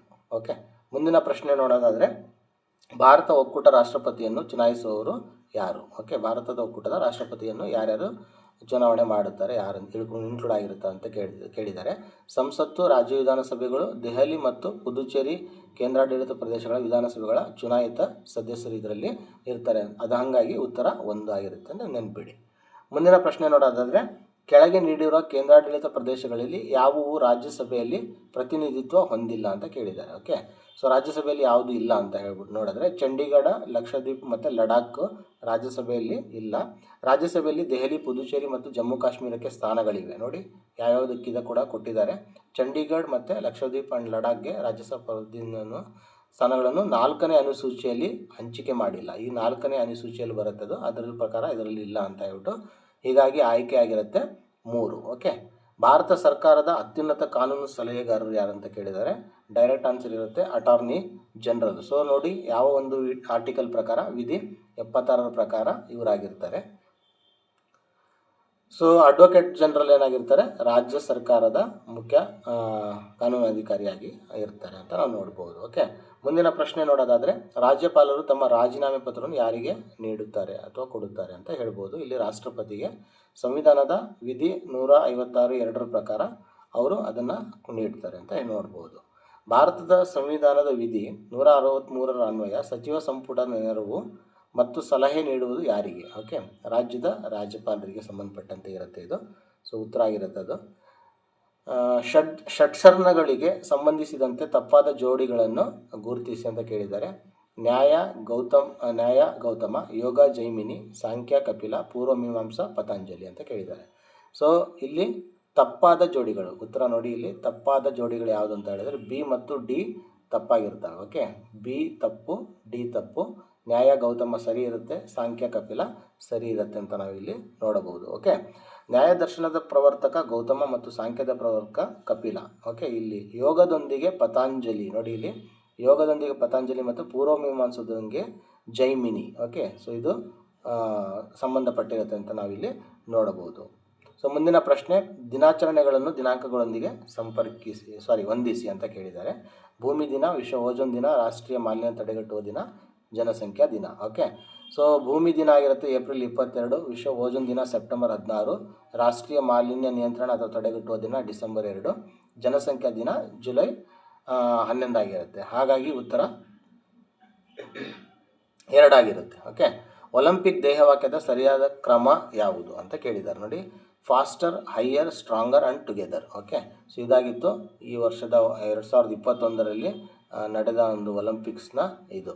ಓಕೆ, ದೇಹವಾಕ್ಯ. ಮೊಟ್ಟ ಮೊದಲ ಸಮರ್ ಪ್ಯಾರಾಲಿಂಪಿಕ್ಸ್ ಸ್ಪರ್ಧೆಗಳು ಆಯೋಜಿಸಲ್ಪಟ್ಟ ಸ್ಥಳ ಮತ್ತು ವರ್ಷ ಯಾವುದು? ಓಕೆ, ಮೊಟ್ಟ ಮೊದಲನೇದಾಗಿ ಅಂತ ಕೇಳಿದ್ದಾರೆ ರೋಮ್ 1960ರಲ್ಲಿ ಇಟಲಿಯ ರೋಮ್ನಲ್ಲಿ ನಡೆದ ಒಂದು ಸ್ಪರ್ಧೆ ಅಂತ ನಾವಿಲ್ಲಿ ಹೇಳ್ಬೋದು. ಓಕೆ, ಸೊ ಮುಂದಿನ ಪ್ರಶ್ನೆ, ಕೆಳಗಿನ ಯಾವ ಸಂಯೋಜನೆ ಮಾನವ ಅಭಿವೃದ್ಧಿ ಸೂಚ್ಯಂಕದ ನಿರ್ಧಾರಕಗಳನ್ನು ಸರಿಯಾಗಿ ತೋರಿಸುತ್ತದೆ? ಓಕೆ, ಮಾನವ ಅಭಿವೃದ್ಧಿ ಸೂಚ್ಯಂಕಕ್ಕೆ ಸಂಬಂಧಪಟ್ಟಂತೆ ಯಾವುದು ಸರಿಯಾಗಿ ಸ್ಟೇಟ್ಮೆಂಟ್ ಕರೆಕ್ಟ್ ಇದೆ ಅಂತ ಕೇಳಿದ್ದಾರೆ. ಸೊ ಉತ್ತರ ಆಗಿರುತ್ತೆ ಸಿ, ಆರೋಗ್ಯ, ಶಿಕ್ಷಣ ಮತ್ತು ಜೀವನ ಮಟ್ಟ ಆಗಿರುತ್ತೆ. ಓಕೆ, ಸೊ HD 3 ಮೂಲ ಆಯಾಮಗಳನ್ನು ಅಳೆಯುತ್ತದೆ. 1 ದೀರ್ಘ ಮತ್ತು ಆರೋಗ್ಯಕರ ಜೀವನ, ಜ್ಞಾನ ಮತ್ತು ಶಿಕ್ಷಣ, ಯೋಗ್ಯ ಜೀವನ ಮಟ್ಟ ಇವು ಆಗಿರುತ್ತೆ. ಓಕೆ, ಸೊ ಮುಂದಿನ ಒಂದು ಪ್ರಶ್ನೆ, ಹಣಕಾಸು ಆಯೋಗಗಳನ್ನು ಮುಖ್ಯಸ್ಥರೊಂದಿಗೆ ಹೊಂದಿಸಿ ಅಂದರೆ ಯಾವ ಒಂದು ಹಣಕಾಸು ಆಯೋಗ ಮತ್ತು ಯಾರು ಮುಖ್ಯಸ್ಥರಾಗಿದ್ರು ಅಂತ. ಸೊ ಉತ್ತರ ಆಗಿರುತ್ತೆ 1ನೇ ಹಣಕಾಸು ಆಗಿರುತ್ತೆ KC ನಿಯೋಗಿ, ಬಿ ಆಗಿರುತ್ತೆ 1ನೇದು 2ನೇ ಆಯೋಗ ಸಂತಾನಮ್ ಇರ್ತಾರೆ. ಸೊ 3ನೇ ಆಯೋಗ ನೋಡೋದಾದರೆ ಸಿಗೆ ನಿಮಗೆ ಆಯೋಗ ನೋಡೋದಾದರೆ ಅಶೋಕ್ ಕುಮಾರ್ ಚಂದ ಇರ್ತಾರೆ. ಡಿಗೆ ನೋಡೋದಾದರೆ 4ನೇ ಒಂದು ಆಯೋಗ ಆಗಿದ್ದರೆ PV ರಾಜಾ ಮನ್ನಾರ್ ಇರ್ತಾರೆ. 5ನೇ ಹೀಗೆ ನೋಡೋದಾದರೆ ನಿಮಗೆ ಮಹಾವೀರ್ ತ್ಯಾಗಿ ಆಗಿರ್ತಾರೆ. ಓಕೆ, ಸೊ ಈ ಹಣಕಾಸು ಆಯೋಗಗಳು ಯಾರ್ಯಾರು ಇದ್ರು ಅಂತ ಕೂಡ ವೆರಿ ಇಂಪಾರ್ಟೆಂಟ್, ಮುಂದಿನ ಒಂದು ಎಕ್ಸಾಮ್ಗಳು ಕೂಡ ಇದು ಬರ್ಬೋದು. ಟರ್ನರ್ ಸಿಂಡ್ರೋಮ್ ಕಾಯಿಲೆಯ ಕೆಳಗಿನ ಯಾವ ಕಾರಣದಿಂದ ಬರುತ್ತದೆ? ಓಕೆ, ಸೊ ಇಲ್ಲಿ ನೋಡಿ ಉತ್ತರ ನೀಡಿರುವ ಆಯ್ಕೆಗಳಲ್ಲಿ ಸರಿಯಾದ ಉತ್ತರ ಇಲ್ಲ. ಓಕೆ, ಟರ್ನರ್ ಸಿಂಡ್ರೋಮ್ ಅಂದರೆ 45X ಮೊನೋಸೋಮಿ X ಆ ಒಂದು ಇದರಿಂದ ಬರುತ್ತೆ. ಇಲ್ಲಿ 46, 47, 47, 48 ಇವು ಯಾವ ಸ್ಟೇಟ್ಮೆಂಟ್ ಇಲ್ಲದೆ ಇರೋದ್ರಿಂದ ಸೊ ಇದು ನಿಮಗೆ ಗ್ರೇಸ್ ಮಾರ್ಕ್ಸ್ ಆಗ್ಬೋದು. ಟರ್ನರ್ ಸಿಂಡ್ರೋಮ್ನಲ್ಲಿ ಮಹಿಳೆಯರಲ್ಲಿ 2 X ಕ್ರೋಮೋಸೋಮ್ಗಳ ಬದಲು ಒಂದೇ X ಇರುತ್ತದೆ. ಕೆರಿಯೋಟೈಪ್ 45X ಆಯ್ಕೆ 2 ಡೌನ್ ಸಿಂಡ್ರೋಮ್ ಟ್ರಿಸೋಮಿ 21 ಮತ್ತು ಆಯ್ಕೆ 3 ಸಾಮಾನ್ಯವಾಗಿ XXX ಸ್ಥಿತಿಯನ್ನು ಸೂಚಿಸುತ್ತದೆ. ಅದರಿಂದ ಮೂಲ ಪ್ರಶ್ನೆಯಲ್ಲಿ ಸರಿಯಾದ ಆಯ್ಕೆ ಇಲ್ಲ, ಹಾಗಾಗಿ ಉತ್ತರ ನಮಗೆ ಸಿಗಲ್ಲ, ಗ್ರೇಸ್ ಆಗ್ಬೋದು. ಸೊ ಕೆಳಗಿನ ಯಾವ ಮೈಕ್ರೋಬ್ ಪಾಚಿಯನ್ನು ಗಗನಯಾತ್ರಿಗಳು ಆಹಾರವಾಗಿ ಬಳಸುವರು ಅಂತ ಕೇಳಿದ್ದಾರೆ? ಸ್ಪೈರುಲಿನಾ. ಓಕೆ, ಸ್ಪೈರುಲಿನಾದಲ್ಲಿ ನೋಡಿ ಪ್ರೋಟೀನ್, ವಿಟಮಿನ್ ಮತ್ತು ಖನಿಜಗಳಲ್ಲಿ ಸಮೃದ್ಧವಾದ ಸೂಕ್ಷ್ಮ ನೀಲಿ ಹಸಿರು ಜೀವಿ ಆಗಿರುತ್ತೆ, ಹಾಗಾಗಿ ಅದನ್ನು ಬಳಸ್ತಾರೆ. ಸೊ ಇದು ಹೆಚ್ಚಿನ ಒಂದು ಅಲ್ಪ ಜಾಗದಲ್ಲಿ ಹೆಚ್ಚಿನ ಪೌಷ್ಟಿಕಾಂಶ ಉತ್ಪಾದನೆ ಸಾಧ್ಯವಾಗುವುದರಿಂದ ಅಂತರಿಕ್ಷ ಆಹಾರ ಮತ್ತು ದೀರ್ಘಾವಧಿ ಜೀವನಾಧಾರ ವ್ಯವಸ್ಥೆಗಳ ಅಧ್ಯಯನದಲ್ಲಿ ಇದನ್ನು ಬಳಸಲಾಗುತ್ತದೆ. ಓಕೆ, ಸೊ ಅಲ್ಪ ಜಾಗದಲ್ಲಿ ಇದನ್ನು ಹೆಚ್ಚಿನ ಪೌಷ್ಟಿಕವಾಗಿ ಉತ್ಪಾದನೆ ಸಾಧ್ಯ ಮಾಡಬಹುದು, ಹಾಗಾಗಿ ಇದನ್ನು ಬಳಸ್ತಾರೆ. ಸೊ ಮಿನಾಮಾಟ ಒಪ್ಪಂದವು 2013ರಲ್ಲಿ ವಿಶ್ವಸಂಸ್ಥೆಯು ಅಂಗೀಕರಿಸಿದ ಜಾಗತಿಕ ಒಪ್ಪಂದವಾಗಿದ್ದು ಮಾನವ ಚಟುವಟಿಕೆಗಳಿಂದ ಆಂಥ್ರೋಪೋಜೆನಿಕ್ನಿಂದ ಉಂಟಾಗುವ ಯಾವ ಮಾಲಿನ್ಯದಿಂದ ಆರೋಗ್ಯ ಮತ್ತು ಪರಿಸರವನ್ನು ರಕ್ಷಿಸುತ್ತದೆ? ಸೊ ಇದು ಪಾದರಸ ಆಗಿರುತ್ತೆ. ಮಿನಾಮಾಟ ಕನ್ವೆನ್ಷನ್ ಆನ್ ಮರ್ಕ್ಯುರಿ ಅಂತಲೇ ಇದು ಫೇಮಸ್ ಆಗಿರುತ್ತೆ. ಸೊ ಇದು ಕೂಡ ನೆನಪಿಡಿ. ಸೊ ಜಪಾನ್ನ ಮಿನಾಮಾಟ ರೋಗದ ದುರಂತದಿಂದ ಪಾದರಸದ ನರಹಾನಿಕರ ಪರಿಣಾಮಗಳು ವಿಶ್ವದ ಗಮನಕ್ಕೆ ಬಂದು ಅಂತ ನಾವು ನೋಡ್ಬೋದು. ಸೊ ಎಲ್ಲಿ ನಡೀತು? ಜಪಾನ್ನಲ್ಲಿ ನಡೆಯುತ್ತೆ. ಕಂಟ್ರಿ ಕೂಡ ನಿಮಗೆ, ದೇಶ ಕೂಡ ನೆನಪಿಡಬೇಕು. ಸೊ ಮುಂದಿನ ಒಂದು ಪ್ರಶ್ನೆ, ಕಂಪ್ರೆಸ್ಡ್ ನ್ಯಾಚುರಲ್ ಗ್ಯಾಸನ್ನು ಡೀಸೆಲ್ ಅಥವಾ ಪೆಟ್ರೋಲ್ಗೆ ಬದಲಾಗಿ ಉಪಯೋಗಿಸುವ ಮುಖ್ಯ ಕಾರಣಗಳನ್ನು ಗುರುತಿಸಿ ಅಂತ ಕೇಳಿದ್ದಾರೆ. ಸ್ಟೇಟ್ಮೆಂಟ್ ವೈಸ್ ಕ್ವಶನ್ ಕೇಳಿದ್ದಾರೆ. ಸೊ ಇದು ಹೆಚ್ಚು ಪರಿಣಾಮಕಾರಿಯಾಗಿ ಉರಿಯುತ್ತದೆ, ಸ್ಟೇಟ್ಮೆಂಟ್ ಕರೆಕ್ಟ್ ಇದೆ. ಇದು ಅಗ್ಗವಾಗಿರುತ್ತದೆ, ಅದು ಕೂಡ ಕರೆಕ್ಟ್ ಇದೆ. ಇದು ಕಂಪ್ರೆಸ್ಡ್ ನ್ಯಾಚುರಲ್ ಗ್ಯಾಸನ್ನು ನಿರಂತರವಾಗಿ ಮತ್ತು ಅಡೆತಡೆಯಿಲ್ಲದೆ ಪೂರೈಕೆ ಮಾಡಲು ಪೈಪ್ಲೈನ್ಗಳನ್ನು ಹಾಕುವುದು ಸುಲಭ, ಇದು ಕಷ್ಟ, ಹಾಗಾಗಿ ಈ ಸ್ಟೇಟ್ಮೆಂಟ್ ರಾಂಗ್ ಇದೆ. ಕಲಬೆರಕೆ ಮಾಡುವುದು ಅಥವಾ ಅಕ್ರಮವಾಗಿ ವರ್ಗಾಯಿಸುವುದು ಕಷ್ಟಕರ, ಹಾಗಾಗಿ ಇದು ಕೂಡ ತುಂಬ ಒಂದು ಒಳ್ಳೆ ಇದು ಅಂತ ಹೇಳ್ಬೋದು. ಉತ್ತರ ಆಗಿರುತ್ತೆ 1. ಮೀನಿನ ಎಣ್ಣೆಯಲ್ಲಿ ಸಮೃದ್ಧವಾಗಿರುವುದು ಯಾವುದು ಅಂತ ಕೇಳಿದ್ದಾರೆ. ಸೊ ಒಮೆಗಾ 3 ಫ್ಯಾಟಿ ಆಸಿಡ್ಸ್ ಅಥವಾ ಆಮ್ಲಗಳು ಅದರಲ್ಲಿ ಜಾಸ್ತಿ ಇರುತ್ತವೆ. ಮೀನಿನ ಎಣ್ಣೆಯಲ್ಲಿ EPA ಮತ್ತು DHA ಎಂಬ ದೀರ್ಘ ಸರಪಳಿ ಒಮೆಗಾ 3 ಕೊಬ್ಬಿನ ಆಮ್ಲಗಳು ಮುಖ್ಯವಾಗಿ ದೊರೆಯುತ್ತವೆ. ಅವು ಹೃದಯ, ಮೆದುಳು ಮತ್ತು ದೃಷ್ಟಿ ಸಂಬಂಧಿತ ಶಾರೀರಿಕ ಕಾರ್ಯಗಳಿಗೆ ಅಗತ್ಯ ಅಂತ ನಾವು ನೋಡ್ಬೋದು. ಸೊ ಕೆಳಗಿನ ಗುಂಪಿನಲ್ಲಿ ಯಾವುದು ಮಾರ್ಪಾಡಾದ ಎಲೆಗೆ ಉದಾಹರಣೆಗೆ. ಓಕೆ, ಸೊ ನೋಡಿ ಇಲ್ಲಿ ಪರೀಕ್ಷಾ ಉದ್ದೇಶಿತ ಉತ್ತರ ಈರುಳ್ಳಿ ಮತ್ತು ಬೆಳ್ಳುಳ್ಳಿ ಬರಬೇಕು. ಆದರೆ ಆಯ್ಕೆಗಳು ಅಸ್ಪಷ್ಟವಾಗಿರೋದ್ರಿಂದ ಇದರಲ್ಲಿ ಉತ್ತರ ನಮಗೆ ಸಿಗ್ತಾ ಇಲ್ಲ. ಸೊ ಇಲ್ಲಿ ಪರೀಕ್ಷಾ ಉದ್ದೇಶಿತ ಉತ್ತರ 2 ಈರುಳ್ಳಿ ಮತ್ತು ಬೆಳ್ಳುಳ್ಳಿ, ಆದರೆ ಆಯ್ಕೆಗಳು ಅಸ್ಪಷ್ಟವಾಗಿದೆ. ಪ್ರಶ್ನೆ ಆಯ್ಕೆಗಳಲ್ಲಿ ಅಸ್ಪಷ್ಟ ಇದೆ ಅಂತ ನಾವು ಹೇಳ್ಬೋದು. ಓಕೆ, ನೋಡಿ ಇಲ್ಲಿ ಈರುಳ್ಳಿ ಮತ್ತು ಬೆಳ್ಳುಳ್ಳಿಯ ಬಲ್ಬ್ನಲ್ಲಿ ಆಹಾರ ಸಂಗ್ರಹಿಸುವ ಮೃದುವಾದ ಸ್ಕೇಲ್ ಲೀವ್ಸ್ ಇರುತ್ತವೆ. ಕ್ಯಾಕ್ಟಸ್ನ ಮುಳ್ಳುಗಳು ಮಾರ್ಪಾಡಾದ ಎಲೆಗಳೇ, ಆದ್ದರಿಂದ 3 ಮತ್ತು 4 ಒಂದು ರೀತಿಯ ಎಲೆ ಪರಿವರ್ತನೆ ಒಳಗೊಂಡಿರುವುದರಿಂದ ಪ್ರಶ್ನೆ ಏಕೈಕ ಉತ್ತರ ನೀಡುವುದಿಲ್ಲ, ಒಂದೇ ಉತ್ತರ ಇರೋದಿಲ್ಲ. ಸೊ ಶಾಲಾ ಪಠ್ಯದಲ್ಲಿ ಜೋಡಿಯಾಗಿ ಬಲ್ಬ್, ಸ್ಕೇಲ್ ಲೀವ್ಸ್ ಅನ್ನು ಕೇಳಿದ್ದರೆ ಆಯ್ಕೆ 2 ಉದ್ದೇಶಿತ ಉತ್ತರ ಆಗಿರುತ್ತೆ ಅಂತ ನಾವು ನೋಡ್ಬೋದು. ಓಕೆ, ಸೊ ಇದಕ್ಕೆ ನಾವೊಂದು ಸ್ಕೂಲ್ ಬುಕ್ಸಲ್ಲಿ ನೋಡಬೇಕಾಗತ್ತೆ. ಮೂತ್ರಪಿಂಡಗಳ ಅಸಮರ್ಪಕ ಕಾರ್ಯನಿರ್ವಹಣೆಯು ರಕ್ತದಲ್ಲಿ ಯೂರಿಯಾದ ಪ್ರಮಾಣವನ್ನು ಹೆಚ್ಚಿಸಲು ಕಾರಣವಾಗಬಹುದು. ಈ ಸ್ಥಿತಿಯ ಹೆಸರು ಏನಂತ ಕೇಳಿದ್ದಾರೆ. ಓಕೆ, ಯುರೇಮಿಯಾ ಅಂತ ಕರೀತಾರೆ. ಓಕೆ, ಸೊ ಇದು ಉತ್ತರ ಆಗಿರುತ್ತೆ. ಸೊ ವಿವರಣೆ ನೋಡ್ಕೊಳ್ಳಿ, ನಿಮ್ಮ ಕೀ ಆನ್ಸರ್ಸ್ನ ಕೂಡ ನೀವು ಇಲ್ಲಿ ಚೆಕ್ ಮಾಡ್ಕೊಳ್ಳಿ. ಜೆಲ್ ವಿದ್ಯುತ್ ಸರಣದಲ್ಲಿ DNA ಯಾವ ಕಡೆ ಚಲಿಸುತ್ತದೆ. ಓಕೆ, ಈ ಒಂದು ಇದರಲ್ಲಿ ಇದರಲ್ಲಿ ಇದು ಮಾಡುತ್ತೆ ಅಂತ. DNA ಫಾಸ್ಫೇಟ್ ಬ್ಯಾಕ್ಬೋನ್ ಋಣ ವಿದ್ಯುತ್ ಭಾರ ಹೊಂದಿದೆ, ಹಾಗಾಗಿ ಇದು ಧನಾತ್ಮಕ ಎಲೆಕ್ಟ್ರೋಡ್ ಅಂತ ಉತ್ತರ ಆಗಿರುತ್ತೆ. ಸೊ ಗ್ರಹಗಳನ್ನು ಸೂರ್ಯ ಸುತ್ತುವ ಅವಧಿಯೊಂದಿಗೆ ಹೊಂದಿಸಿ ಅಂತ ಕೇಳಿದ್ದಾರೆ. ಓಕೆ, ಸೊ ಆ ಒಂದು ಯಾವ ಅವಧಿ ಏನಾಗಿರುತ್ತೆ ಅಂತ ಕೇಳಿದ್ದಾರೆ. ಸೊ ಎ ಆಗಿರುತ್ತೆ ನೋಡಿ, ಗುರು ಆಗಿರುತ್ತೆ 12 ವರ್ಷ, ಬಿ ಆಗಿರುತ್ತೆ 29 ವರ್ಷ, ಸಿಗೆ ಉತ್ತರ ನಾವು ನೋಡ್ಬೋದು ಇಲ್ಲಿ. ಸಿಗೆ 84 ವರ್ಷ, ಯುರೇನಸ್ಸು 84 ವರ್ಷ ತಗೊಳುತ್ತೆ. ನೆಪ್ಚೂನ್ ಬಂದುಬಿಟ್ಟು 165 ವರ್ಷ, ಹೈಯೆಸ್ಟ್ ಅಂದರೆ ನೆಪ್ಚೂನು. ಸೊ ನೆನ್ಪಿಡಿ, ಈ ಕ್ರಾನಾಲಜಿ ನಿಮಗೆ ಮುಂದಿನ ಒಂದು ಎಕ್ಸಾಮ್ಗಳಲ್ಲೂ ಕೇಳ್ಬೋದು. ಸೊ ಉತ್ತರ ಆಗಿರುತ್ತೆ 3. ಓಕೆ, ಸೊ ಮುಂದಿನ ಒಂದು ಪ್ರಶ್ನೆಗೆ ನೋಡೋದಾದರೆ ಈ ಕೆಳಗಿನ ಹೇಳಿಕೆಯನ್ನು ಗಮನಿಸಿ. ಫ್ಯೂಸ್ ಅತಿಯಾದ ವಿದ್ಯುತ್ ಪ್ರವಾಹವನ್ನು ತಡೆಯುವ ಮೂಲಕ ವಿದ್ಯುತ್ ಮಂಡಲಗಳು ಮತ್ತು ಉಪಕರಣಗಳನ್ನು ರಕ್ಷಿಸುವ ಸಾಧನವಾಗಿದೆ. ಸೊ ಹೇಳಿಕೆ 1 ಸರಿಯಾಗಿದೆ. ಸೊ ಫ್ಯೂಸನ್ನು ವಿದ್ಯುತ್ ಸಾಧನಗಳೊಂದಿಗೆ ಸಮಾಂತರ ಕ್ರಮದಲ್ಲಿ ಜೋಡಿಸಲಾಗುತ್ತದೆ, ಇದು ತಪ್ಪಾಗಿದೆ. ಸೊ ಹಾಗಾಗಿ ಹೇಳಿಕೆ 1 ಸರಿ, ಹೇಳಿಕೆ 2 ತಪ್ಪಾಗಿದೆ ಅಂತ ಆಗಿರುತ್ತೆ ಉತ್ತರ. ಸೊ ಮುಂದಿನ ಪ್ರಶ್ನೆ ನೋಡೋದಾದರೆ GPS aided Jio augmented navigation Gagan ಒಂದು ಉಪಗ್ರಹ ಆಧಾರಿತ ಆಗ್ಮೆಂಟೇಷನ್ ಸಿಸ್ಟಮ್. ಇದನ್ನು ಜಂಟಿಯಾಗಿ ಅಭಿವೃದ್ಧಿಪಡಿಸಿದವರು ಯಾರು ಅಂತ ಕೇಳಿದ್ದಾರೆ. ಸೊ ಇದಾಗಿರುತ್ತೆ ಉತ್ತರ, ಇಸ್ರೋ ಮತ್ತು airports authority of India. Okay, ವಿದ್ಯುತ್ ಇಸ್ತ್ರಿ ಪೆಟ್ಟಿಗೆಯ ಸುರುಳಿಗಳಲ್ಲಿ ಮಿಶ್ರಲೋಹಗಳನ್ನು ಬಳಸುತ್ತಾರೆ, ಏಕೆಂದರೆ ಮಿಶ್ರಲೋಹದ ರೋಧನಶೀಲತೆಯು ಅದರ ಘಟಕ ಲೋಹಗಳಿಗಿಂತಲೂ ಹೆಚ್ಚಿನದ್ದಾಗಿರುತ್ತದೆ ಅಂತ ಹೇಳಿದ್ದಾರೆ. ಹೀಟಿಂಗ್ ಎಲಿಮೆಂಟ್ಗೆ ಹೆಚ್ಚಿನ ರೆಸಿಸ್ಟಿವಿಟಿ ಇರುತ್ತೆ, ಹಾಗಾಗಿ ಅದನ್ನು ಬಳಸ್ತಾರೆ. ಉತ್ತರ ಆಗಿರುತ್ತೆ 4. ಸುರೇಶನು ಕಳೆದ 3 ದಿನಗಳಿಂದ ತಾಮ್ರದ ಪಾತ್ರೆಯಲ್ಲಿ ಇಟ್ಟಿದ್ದ ಮೊಸರನ್ನು ರಾತ್ರಿ ಊಟದಲ್ಲಿ ಬಳಸುತ್ತಾನೆ. ತಡರಾತ್ರಿ ಅವನಿಗೆ ಹೊಟ್ಟೆ ನೋವಿನಿಂದ ಅನುಭವವಾಗುತ್ತದೆ. ಇದಕ್ಕೆ ಕಾರಣವಾದ ಅಂಶ ಯಾವುದು ಅಂತ ಕೇಳಿದ್ದಾರೆ. ಓಕೆ, ಮೊಸರು ತಾಮ್ರದೊಂದಿಗೆ ವರ್ತಿಸುತ್ತೆ. ಸೊ ಮೊಸರು ಲ್ಯಾಕ್ಟಿಕ್ ಆಮ್ಲದಿಂದ ಆಮ್ಲೀಯವಾಗಿದೆ. ದೀರ್ಘಕಾಲ ತಾಮ್ರದ ಪಾತ್ರೆಯಲ್ಲಿ ಇಟ್ಟರೆ ಆಮ್ಲವು ತಾಮ್ರದೊಂದಿಗೆ ಕ್ರಿಯೆ ಮಾಡಿ ಹಾನಿಕಾರಕ ತಾಮ್ರ ಲವಣಗಳನ್ನು ಅದು ಉತ್ಪಾದನೆ ಮಾಡ್ಬೋದು, ಹಾಗಾಗಿ ಆ ಒಂದು ಪರಿಸ್ಥಿತಿ ಬರುತ್ತೆ ಅಂತ ನಾವು ನೋಡ್ಬೋದು. ಕೆಳಗಿನ ಹೇಳಿಕೆಗಳನ್ನು ಪರಿಗಣಿಸಿ ಮತ್ತು ನೀಡಲಾದ ಆಯ್ಕೆಗಳಿಂದ ಸರಿಯಾದ ಉತ್ತರವನ್ನು ಆರಿಸಿ ಅಂತ ಕೇಳಿದ್ದಾರೆ. ಆಮ್ಲಗಳ ರುಚಿ ಕಹಿಯಾಗಿರುತ್ತದೆ, ಪ್ರತ್ಯಾಮ್ಲಗಳ ಅಥವಾ ಕ್ಷಾರಗಳ ರುಚಿ ಹುಳಿಯಾಗಿರುತ್ತೆ ಅಂತ ಕೇಳಿದ್ದಾರೆ. ಓಕೆ, ಸೊ ಹೇಳಿಕೆ 1 ಮತ್ತು ಹೇಳಿಕೆ 2 ಸರಿ ಇಲ್ಲ ಅಂತ ಹೇಳ್ಬಿಟ್ಟು. ಓಕೆ, ಆಮ್ಲಗಳಿಗೆ ಸಾಮಾನ್ಯವಾಗಿ ಹುಳಿ ರುಚಿ, ಕ್ಷಾರಗಳಿಗೆ ಕಹಿ ರುಚಿ ಮತ್ತು ಸಾಬೂನಿನಿಂದ ಸ್ಪರ್ಶ. ಪ್ರಶ್ನೆಯ 2 ಹೇಳಿಕೆಗಳು ಆ ಗುಣಗಳನ್ನು ಪರಸ್ಪರ ಬದಲಿಸಿವೆ, ಹಾಗಾಗಿ 2 ಕೂಡ ತಪ್ಪಂತ ನಾವು ನೋಡ್ಬೋದು. ಸೊ ಮುಂದಿನ ಪ್ರಶ್ನೆಗೆ ಹೋಗೋಣ. ಮಿಶ್ರಲೋಹಗಳನ್ನು ಹೊಂದಿಸಿ. ನೋಡಿ ಇಲ್ಲಿ ಮಿಶ್ರಲೋಹಗಳ ಕೊಟ್ಟಿದ್ದಾರೆ. Cu + Zn, Cu + Sn, Pb + Sn, Na + Hg. Okay, so ಇದು ಹಿತ್ತಾಳೆಗೆ ಸಂಬಂಧಪಟ್ಟಿರುತ್ತೆ ಯಾವುದು. So A2. ಓಕೆ, A2 ಮತ್ತು ಬಿಗೆ 4 ಆಗಿರುತ್ತೆ, ಕಂಚಿಗೆ ಸಂಬಂಧಪಟ್ಟಿರುತ್ತೆ. ಸೊ ಆಮೇಲೆ ಸಿ ಬಂದುಬಿಟ್ಟು ನಿಮಗೆ 1, ಸೊ ಸಾಲ್ಡರ್ಗೆ ಮಾಡಲಿಕ್ಕೆ ಯೂಸ್ ಮಾಡ್ತಾರೆ.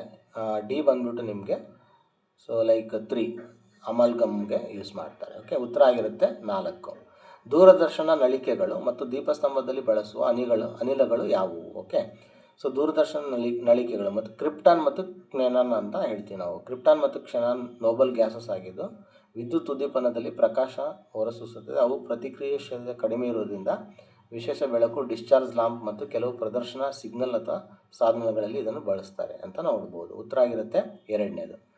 ಮುಂದಿನ ಪ್ರಶ್ನೆ, ಅಪಾಯ ಸಂಕೇತ ದೀಪಗಳು ಕೆಂಪು ಬಣ್ಣದಲ್ಲಿರುತ್ತವೆ ಏಕೆಂದರೆ ಕೆಂಪು ಬಣ್ಣವು ಮಂಜು ಅಥವಾ ಹೊಗೆಯಿಂದ ಕನಿಷ್ಠ ಚದುರುತ್ತದೆ. ಓಕೆ, ರೇಲಿಂಗ್ ಸ್ಕ್ಯಾಟ್ರಿಂಗ್ ಒಂದು ಇದಕ್ಕೆ ಸಂಬಂಧಪಟ್ಟಿದೆ, ಚದುರುವಿಕೆಗೆ ಸಂಬಂಧಪಟ್ಟಿದೆ. ಹಾಗಾಗಿ ಇದು ನಾವು ನೋಡ್ಬೋದು. ಮುಂದಿನ ಪ್ರಶ್ನೆಗೆ ಹೋಗೋಣ. ಸಾವಯವ ಅವಶೇಷದಿಂದ ಮಲಿನಗೊಂಡ ಬಾವಿಗಳು ಮತ್ತು ಕೆರೆಗಳ ನೀರನ್ನು ಶುದ್ಧೀಕರಿಸಲು ಈ ಕೆಳಗಿನ ಯಾವ ಸಂಯುಕ್ತವನ್ನು ಬಳಸಬಹುದಾಗಿದೆ ಅಂತ ಕೇಳಿದ್ದಾರೆ. ಪೊಟ್ಯಾಷಿಯಂ ಪರ್ಮಾಂಗನೇಟ್, KMnO4 ಬಲವಾದ ಆಕ್ಸಿಕಾರಕ ಆಗಿರುತ್ತೆ, ಹಾಗಾಗಿ ಅದನ್ನು ಬಳಸ್ತಾರೆ ಅಂತ ನಾವು ನೋಡ್ಬೋದು. ಉಪಕರಣಗಳನ್ನು ಬಳಕೆಯೊಂದಿಗೆ ಹೊಂದಿಸಿ ಅಂತ ಕೇಳಿದ್ದಾರೆ. ನೋಡಿ ಇಲ್ಲಿ ಹೇಗೆ ಉತ್ತರ ಆಗಿರುತ್ತೆ. ಎ ಪ್ಲಾನಿಮೀಟರ್, ಕ್ಷೇತ್ರವನ್ನು ಅಳೆಯಲು ಬಳಸ್ತಾರೆ. Pantograph, okay, ಪ್ಯಾಂಟೋಗ್ರಾಫು. ಬಿ ಆಗಿರುತ್ತೆ ನಕ್ಷೆಗಳನ್ನು ನಕಲು ಮಾಡಲು ಅಥವಾ ದೊಡ್ಡದಾಗಿಸಲು ಅಥವಾ ಚಿಕ್ಕದಾಗಿಸಲು ಅದನ್ನು ಬಳಸ್ತಾರೆ. ಬ್ಯಾರೋಮೀಟರ್ ನಿಮಗೆ ನೋಡ್ಬೋದು. ಸಿ ವಾಯುಮಂಡಲದ ಒತ್ತಡವನ್ನು ಅಳೆಯಲು ಬಳಸ್ತಾರೆ.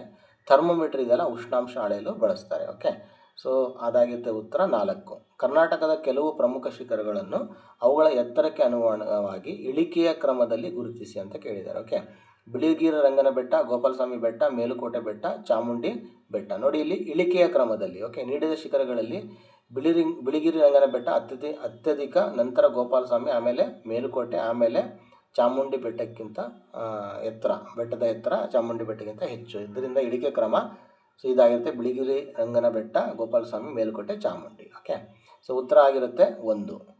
ಮುಂದಿನ ಪ್ರಶ್ನೆ ನೋಡೋದಾದರೆ ಕೆಳಗಿನವುಗಳಲ್ಲಿ ಸರಿಯಾದ ಜೋಡಣೆಯನ್ನು ಗುರುತಿಸಿ. ಸರಿಯಾದ ಜೋಡಣೆ ಆಗಿರುತ್ತೆ.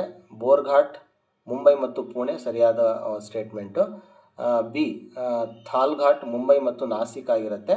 ಮತ್ತು ಡಿ ಆಗುಂಬೆ, ಉಡುಪಿ ಮತ್ತು ಶಿವಮೊಗ್ಗ ಆಗಿರುತ್ತೆ. ಪಾಲ್ಘಾಟ್ ಇದೆಯಲ್ಲ, ಅದು ರಾಜಸಮಂದ್ ಮತ್ತು ಪಾಲಿ ಅಂತ ಕೊಟ್ಟಿದ್ದಾರೆ. ಅದಕ್ಕೆ ಏನಂತ ಹೇಳಿದ್ರೆ ಇಲ್ಲಿ ನೋಡೋಣ. ಪಾಲ್ಘಾಟ್ ಇದೆಯಲ್ಲ, ಪಾಲ್ಘಾಟ್ ಪಾಸ್ ಕೇರಳ ಮತ್ತು ತಮಿಳುನಾಡಿನ ಪಾಲಕ್ಕಾಡ್ ಮತ್ತು ಕೊಯಮತ್ತೂರಿನ ಭಾಗದಲ್ಲಿ. ರಾಜಸಂಬಂಧ್ ಪಾಲಿ ಜೋಡಿ ತಪ್ಪು. ಓಕೆ, ಹಾಗಾಗಿ ಅದು ತಪ್ಪಾಗಿರುತ್ತೆ ಅಂತ ನಾವು ನೋಡ್ಬೋದು.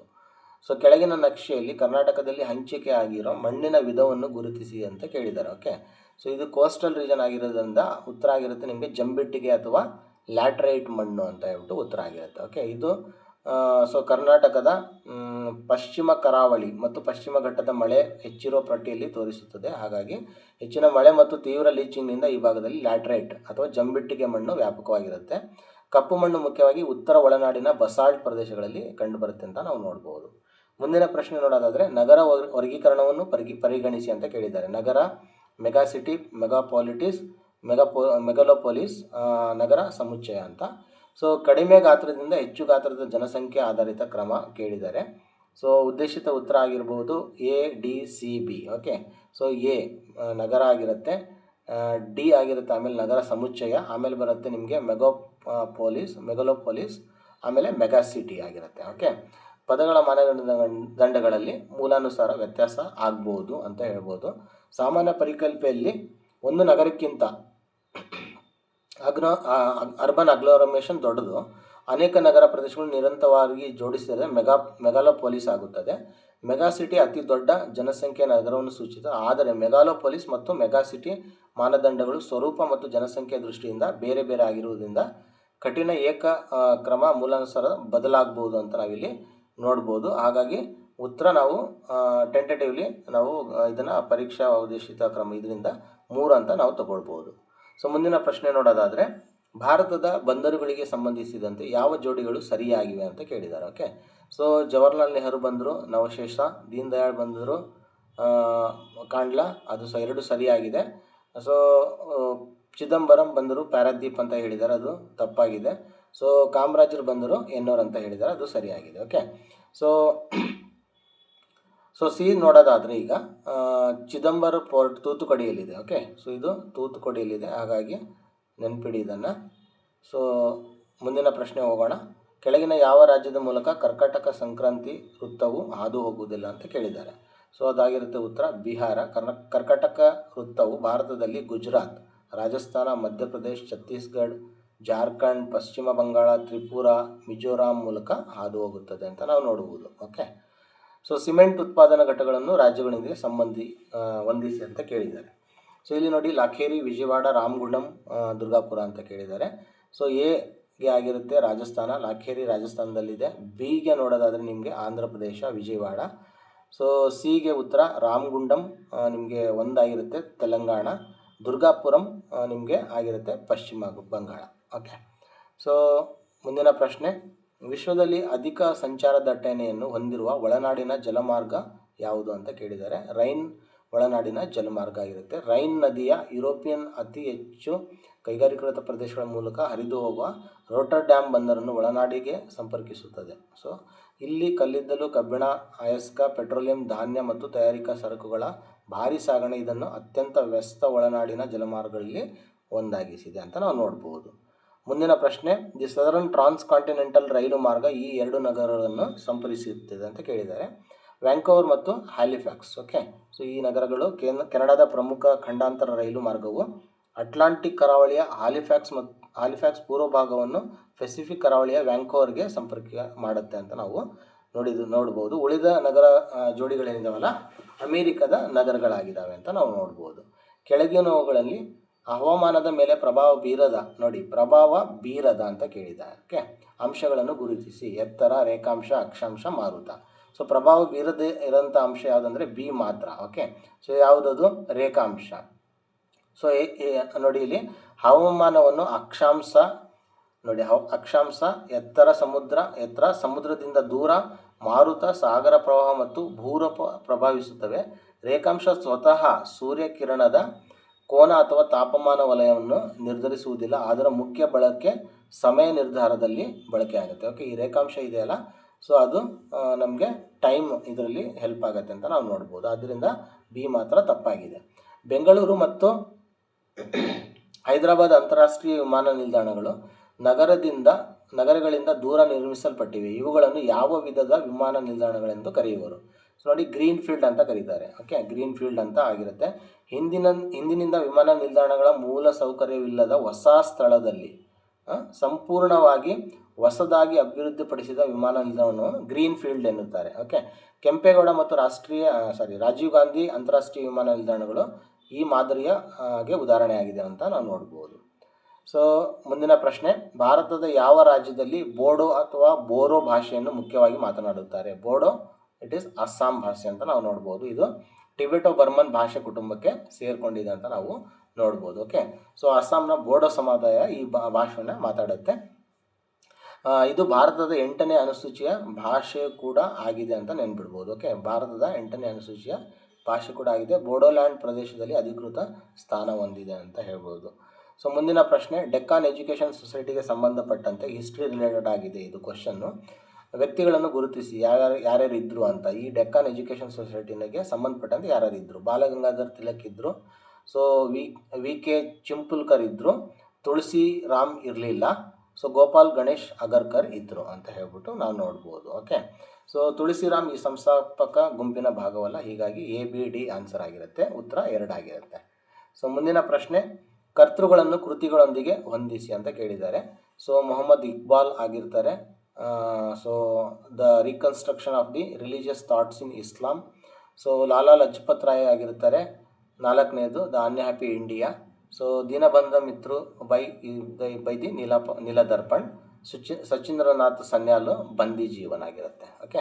ಸೊ ಹಾಗಾಗಿ 1ನೇದಾಗಿರುತ್ತೆ ಉತ್ತರ.